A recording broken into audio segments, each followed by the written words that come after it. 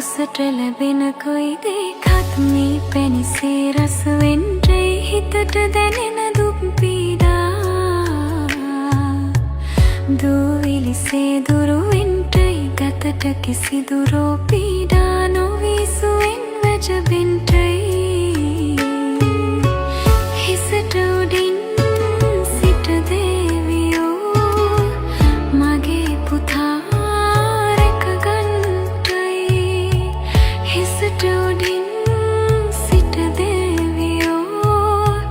මගේ පුතා රැකගන්ටයි ගමන බිමන යන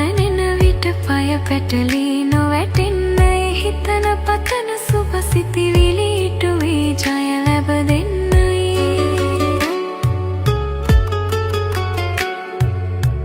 සතුරු මිතුරු වී පුතු හට මිතුරු